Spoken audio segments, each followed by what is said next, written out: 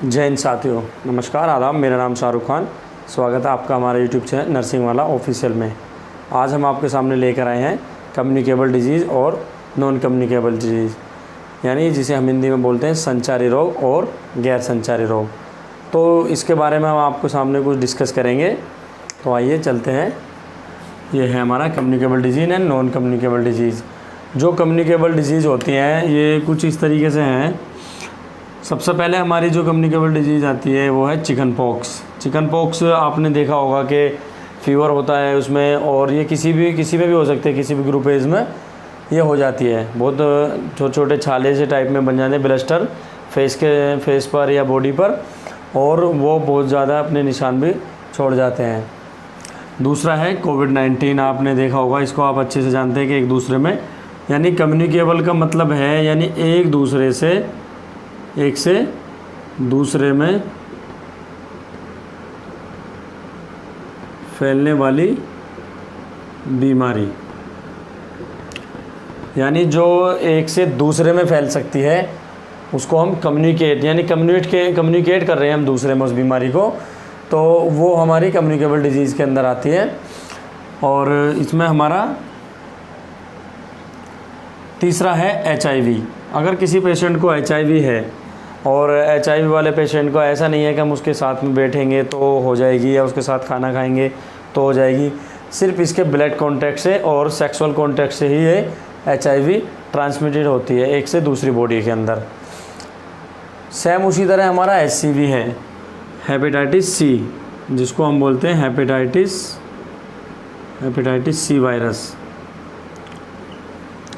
यहीं पे मैं इसके बारे में आपको थोड़ा सा बता दूं, क्योंकि ये हमारे NCR की तरफ बहुत ज़्यादा देखने को मिलती है। हेपेटाइटिस C और हेपेटाइटिस B ये एक तरीके से बहुत घातक बीमारियां हैं ये तीनों। अगर ये हो जाती हैं तो इसका कोई अभी मेन ट्रीटमेंट तो आया नहीं है, लेकिन इसके प्रिकॉशन के लिए ट्रीटमेंट अभी स्टार्ट है गवर्नमेंट हॉस्पिटल में भी और प्राइवेट में भी। तो आप अगर किसी को इन तीनों बीमारियों में से कोई सा होता है तो अपने नज़दीकी हॉस्पिटल से जाके ज़रूर मिलें। और अपने नज़दीकी हॉस्पिटल में अगर ये HCV होता है या HBsAg होता है तो गैस्ट्रोएंटरोलॉजिस्ट डॉक्टर होते हैं, जो लीवर के स्पेशलिस्ट डॉक्टर होते हैं, उनसे आप प्रिस्क्राइब कराएं और इसका ट्रीटमेंट स्टार्ट कराएं जल्द से जल्द। HCV के लिए अगर किसी को पॉजिटिव HCV आ जाता है तो यहाँ पर हम इसके लिए कराते हैं RNA और क्वांटिटेटिव टेस्ट होता है ये, इसके रिज़ल्ट आने के बाद में। और इसके बाद एक और होता है यहाँ पर जेनोटाइप में जीन का टाइप देखते हैं कि इसका टाइप कौन सा है इस बीमारी के लिए। उसका टाइप का रिज़ल्ट आने के बाद में डॉक्टर हमारा LFT लीवर फंक्शन टेस्ट और अदर टेस्ट भी बहुत सारे हैं, जैसे फाइब्रोस्कैन है।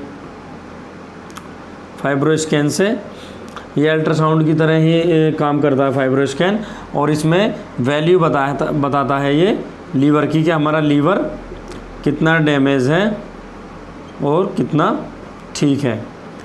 इसकी जो वैल्यू होती है फाइब्रोस्कैन में, अगर मोर देन 5 होती है तो थोड़ा ये फाइबर की तरफ पे हो जाता है, यानी इसके ऊपर फैट एक तरीके से डिपॉजिट हो जाता है और वो उसको लीवर को डैमेज करना स्टार्ट कर देता है।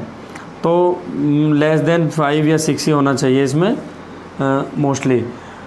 सेम उसी के आगे है HBsAg। ये बहुत जल्दी से एकदम लीवर को डैमेज कर देता है। इसके लिए हम DNA का टेस्ट कराते हैं, इसकी वायरल लोड के लिए DNA की जांच होने के बाद में ही हम इसका ट्रीटमेंट स्टार्ट कराते हैं, वो भी लीवर के स्पेशलिस्ट डॉक्टर से। नेक्स्ट है हमारा कम्युनिकेबल में STD, सेक्सुअल ट्रांसमिटेड डिजीज़। जो सेक्सुअल ट्रांसमिटेड डिजीज़ है एक दूसरे से वो भी फैल सकती हैं। अगर फीमेल को है तो मेल को भी हो सकती है, मेल को है तो फीमेल को ये हो जाएगी। सेम उसी तरह इन्फ्लुएंजा में भी अगर यानी जैसे हम कोविड में देखा था हमने, छींकना और ये सब एक दूसरे से फैलती थी, और इसी तरीके से इन्फ्लुएंजा भी हो जाता है। किसी को अगर इन्फ्लुएंजा है तो वो अपना H1N1 का एक वैक्सीन आती है फ्लू के नाम से, वो ज़रूर लेते हैं अपना एवरी ईयर लगती है ये। इसको लगाएं, इससे बचा जा सकता है आसानी से वैक्सीन लेने के बाद में। कोविड-19 की वैक्सीन भी है अब हमारे देश में उपलब्ध है, तो ये आप ज़रूर लगवाएं अपने। तो इन सभी से बचा जा सकता है, और इन सभी को बचने के लिए आपको करना पड़ेगा चिकन पॉक्स तो आपको सभी को पता है कि किस तरीके से इससे बच सकते हैं। कोविड का भी आपको पता लग गया। HIV और HCV HBsAg का मैं आपको बताता हूँ। ये जो तीनों बीमारियाँ हैं इनसे सिर्फ इस तरीके से बचा जा सकता है अगर हमें पता है कि किसी एक को ये बीमारियाँ हैं, तो उनके ब्लड के कांटेक्ट और सेक्सुअल कांटेक्ट से बचें। दूसरा, ये जहाँ यानी कि हमें नहीं पता होता, हम अपनी हेयर कटिंग कराते हैं तो बार्बर के पास गए, वहाँ पे उन्होंने एक ही ब्लेड से अगर यूज़ कर लिया, उसका थोड़ा सा कट हो गया और आपके भी उसी ब्लेड को लगा दिया, तो ये मोस्टली वहीं से ज़्यादातर बीमारियाँ पैदा होती हैं। अब तो बहुत ज़्यादा ये अवेयरनेस हो गई है, तो सभी अपना प्रोटेक्शन यूज़ करते हैं। तो इनसे इसी तरीके से बचा जा सकता है कि अपना ब्लड के कांटेक्ट से बचें। और इसमें हमारे हॉस्पिटल के अंदर इन बीमारियों के लिए NSI के लिए नीडल स्टिक इंजरी, यानी हमारे कभी कभी ऐसा होता है कि नर्स ने एक HIV HCV HBsAg वाले को इंजेक्शन दिया, इंजेक्शन देने के तुरंत बाद में वो जो इंजेक्शन दिया उसकी नीडल किसी नर्स को या किसी स्टाफ को प्रिक हो गई, यानी लग गई, तो इसमें भी चांस हो जाते हैं कि उसको ये बीमारी हो सकती है। तो इसलिए एक रूल बनाया होता है हमारा NSI नीडल स्टिक इंजरी के लिए सभी हॉस्पिटल्स में रूल बना होता है कि हमें कि रिकैप, कोई भी इंजेक्शन रिकैप नहीं करना, रिकैप नहीं करना होता। और अगर किसी को ये हो भी जाती है NSI, तो उसके लिए वहाँ पर टीम होती है, आप वहाँ जाएं, उनको बताएं, वो आपको वैक्सीन देंगे और इसके लिए अवेयर करेंगे। तो 6 मंथ के बाद में आपका ये टेस्ट होगा। नेक्स्ट ये HBsAg, ये सब वही है। और इसमें एक और हमारा आता है TB, ट्यूबरकुलोसिस, क्योंकि ट्यूबरकुलोसिस भी कम्युनिकेबल डिजीज़ है।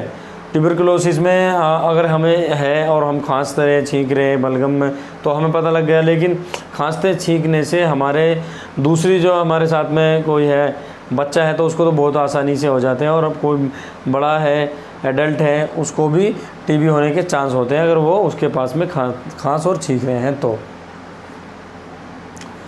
टाइप है इसके, जैसे जिस तरीके से होता है, ये वायरस से होता है, बैक्टीरिया, फंगी और प्रोटोजोआ, इनके थ्रू कम्युनिकेबल डिजीज़ हो जाती हैं।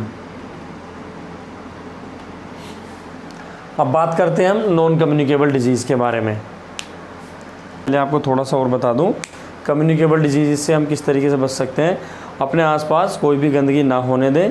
जिस तरीके से अभी ये जो हमारा सितंबर, अक्टूबर और नवंबर का जो ये महीना है, इसमें हमें डेंगू का प्रकोप बहुत ज़्यादा देखने को मिलता है। तो हमें अपने आसपास कोई गंदगी नहीं होने देनी है और साफ़ सफाई रखनी है। पेड़ पौधों में अगर कहीं आपके पास में फुलवाड़ी है, उनमें पानी जमा नहीं होने देना है। कहीं भी अपने आसपास साफ़ पानी एकत्रित ना होने दें, उसको बार बार अपने चेंज करते रहें। इसी तरीके से हम अपने आसपास साफ़ सफाई रखेंगे तो इन बीमारियों से बचा जा सकता है। और बहुत ज़्यादा रेयर होती जा रही है डेंगू की बीमारी भी, तो इसलिए हम अपनी जिम्मेदारी अपने हाथ ही रखें और किसी और पे ना सौंपें। ऐसा नहीं है कि आप अगर ये सोचोगे कि कोई अध्यक्ष कराएगा, कोई प्रधान कराएगा या कोई नेता कराएगा, ऐसा कुछ नहीं है। वो कराएंगे, अपनी जगह कराएंगे, लेकिन आप और हम अपनी प्रोटेक्शन के लिए, अपनी बचाव के लिए, अपने बच्चों के और अपनी फैमिली के बचाव के लिए अपने आसपास इस चीज़ का ध्यान रखें और साफ़ सफाई का विशेष ध्यान रखें। और ये बहुत ज़्यादा हमें देखने को मिलता है कि कहीं भी इकट्ठा कूड़ा हो रखा है और उसको एक ही जगह पड़ा रहने देते हैं। तो ऐसा नहीं है कि वो हमें किसी और का काम है, हम खुद भी उसको कहीं दूसरी जगह डाल सकते हैं जहाँ पे हमारा आना जाना ना हो, और मच्छरों को पैदा होना बिल्कुल नहीं होने देना है। तो आइए आगे मैं बात करता हूँ आपसे नॉन कम्युनिकेबल डिजीज़, यानी कि गैर संचारी रोग। अभी हमारे जो गवर्नमेंट ने ये 1 अक्टूबर से 31 अक्टूबर तक एक कैंपेन चलाया हुआ है, जिसमें हम कम्युनिकेबल और नॉन कम्युनिकेबल जो पेशेंट हैं, और यानी पेशेंट होने से पहले ही उनको अवेयरनेस कराना है, यानी इस चीज़ से बचाव के लिए एक बहुत बड़ा कैंप स्टार्ट किया हुआ है। जो हम गांव-गांव में जाकर या शहर में जाकर उनको अवेयर करेंगे कि किस तरीके से हम इन चीज़ों से बचा जा सकता है और किस तरीके से हम इसको पहले ही इन बीमारियों को ख़त्म कर सकते हैं।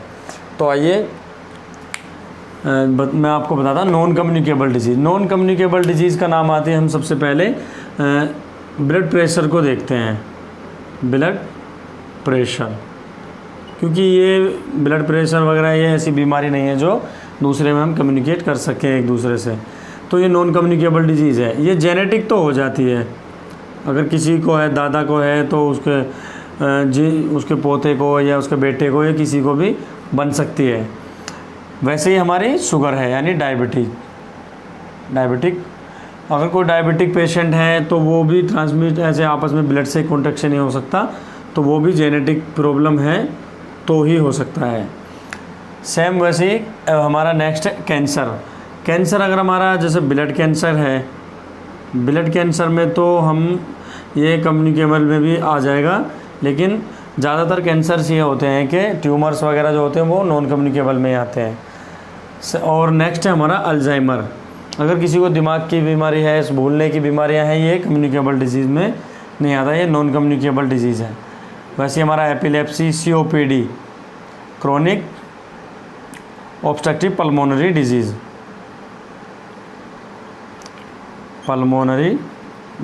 है। नेक्स्ट है हमारा स्ट्रोक और हमारा कार्डियो CAD। नेक्स्ट है हमारा कैटरैक्ट यानी आई से रिलेटेड। तो ये हमारी नॉन कम्युनिकेबल डिजीज़ हैं। इनसे सिर्फ बचाव हम अपने प्रोटेक्शन, यानी हम किसी भी चीज़, अगर हमें BP से बचना है तो हमें सबसे पहले अपना BP को कंट्रोल करने के लिए अपना वेट को कंट्रोल करना पड़ेगा, अपना डाइट को कंट्रोल करना पड़ेगा। और अगर BP थोड़ा इंक्रीज़ होने लगा है तो हमें साल्ट का यानी नमक और फैटी चीज़ों का परहेज़ करना पड़ेगा। वैसे ही हमारा शुगर, अगर शुगर किसी को है तो ये जल्दी से जाने वाली बीमारियां नहीं है और ये जाती नहीं है, तो इनका ट्रीटमेंट लॉन्ग समय तक चलता रहता है। तो इससे बचने के लिए से भी हमें अपना डाइट को मेंटेन करना होगा और शुगर लेवल मेंटेन करके रखना होता है। वैसे ही हमारा कैंसर और एल्जाइमर्स की, अगर एल्जाइमर शुरुआत में हमें इन चीज़ों का पता लग जाता है तो हम आसानी से इनसे निकल सकते हैं। COPD भी वही है, और स्ट्रोक, CAD, कैटरैक्ट, अगर इन सभी चीज़ों को, बीमारियों का हमें शुरुआत के लक्षण हम इनको पहचान कर इनको हम जांच कराएंगे तो आसानी से हम इन बीमारियों से बच सकते हैं। लेकिन सबसे मेन इन सभी से बचने के लिए हमें अपनी डाइट को मेंटेन करना पड़ेगा और अपने एक्सरसाइज शेड्यूल बनाना पड़ेगा। और ऐसा नहीं है कि इन बीमारियों से नहीं बचा जा सकता, अगर हम टाइम से अपनी डाइट को मेंटेन और एक्सरसाइज करेंगे और मेंटली फिट रहेंगे तो इन सभी बीमारियों से हम बच सकते हैं।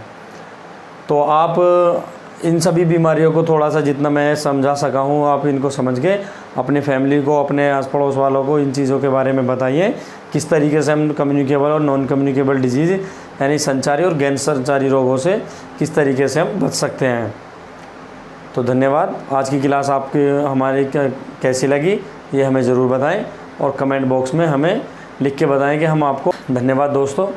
तो आज की क्लास आपको हमारी कैसी लगी कमेंट बॉक्स में ज़रूर बताएं और हमारे चैनल को सब्सक्राइब करें और अपने दोस्तों में शेयर करना ना भूलें। ये बीमारियां हमारे सभी आस पड़ोस में हमें देखने को मिल जाती हैं, तो इसलिए हम अपने फैमिली में, अपने पड़ोसियों को और अपने रिश्तेदारों को इसके बारे में ज़रूर बताएं, जितना भी मैं आपको समझा पाया हूँ। और जो आगे भी आप इसके बारे में कुछ जानना चाहते हैं तो हमें कमेंट करके ज़रूर बताएं, आपको उसकी समस्या का समाधान ज़रूर मिलेगा। तो यहीं से हम अपनी क्लास को समाप्त करते हैं। जय हिंद।